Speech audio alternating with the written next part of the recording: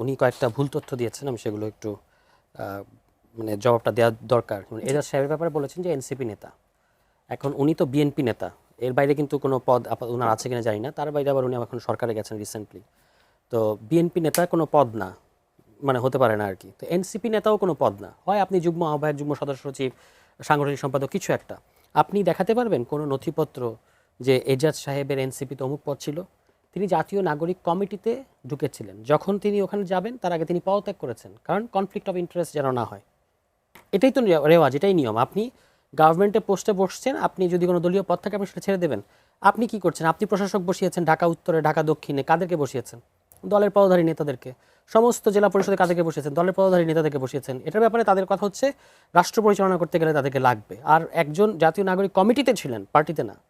তিনি সরকারের ওখানে বসার আগে পদ ছেড়েছেন, তিনি হয়ে যাচ্ছেন এনসিপি নেতা। এটা হচ্ছে একেবারে গোজামিল দেয়া বলতে যেটা বোঝায়। কারণ বিভিন্ন মন্ত্রণালয়, বিভিন্ন কমিটি টমিটি ইত্যাদিতে তিনি বলেছেন ছাত্রদের প্রতিনিধি ছিল, এবং এটাকে উনি দলীয়করণের একটা নিদর্শন হিসেবে হাজির করেছেন। ছাত্ররা যদি থাকে সেটা কিভাবে দলীয়করণ হয় বা এনসিপির হয়? সব ছাত্রকে এনসিপি করে? সব ছাত্র তো এনসিপি করে না। আপনি দেখেন যে আপনি বৈষম্যবিরোধী ছাত্র আন্দোলন প্ল্যাটফর্মটা দেখেন, সব ধরনের ছাত্র সংগঠনের সবাই ওখানে ছিল। তাহলে এগুলো হিসাব করে বুঝে বলা উচিত। তারপর ধরেন এই যে অন্তর্বর্তী সরকার, কাদের সরকার? অন্তর্বর্তী সরকার বেসিক্যালি বিএনপি সরকার, কারণ ওই সরকারের আপনার নিরাপত্তা উপদেষ্টা এই সরকারের দুজনের কে বলছেন যে না, এখন বিএনপির ব্যাপারটা হচ্ছে কি, তারা লাভের গুড়টা খাবে কিন্তু এটা দায়টা নেবে না। ঠিক আছে, লন্ডন গিয়ে আপনারা চুক্তি করে এসে তারপরে মানে কি করলেন সবাই জানে।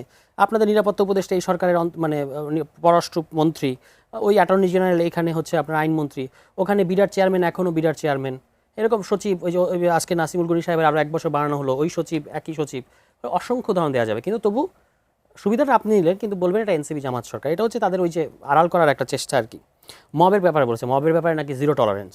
এই আজকে বিবিসি নিউজ, গত 6 মাসে 120 জন শুধু নিহত হয়েছেন, 120 জন মবের, এই সরকার ক্ষমতা আসার পরে।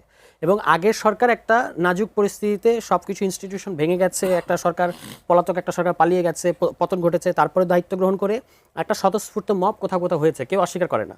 আপনারা তো সেই মবকে প্রাতিষ্ঠানিক ভিত্তি দিচ্ছেন।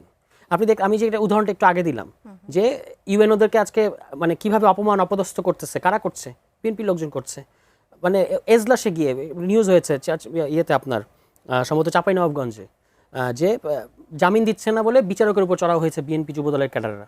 তারপরে এজলাসে ভাঙচুর করছে, কারণ বিচারক হচ্ছে বিদ্যুৎ নাই দেখে বিরক্তি প্রকাশ করেছেন, এজন্য তারা ভাঙচুর করছে।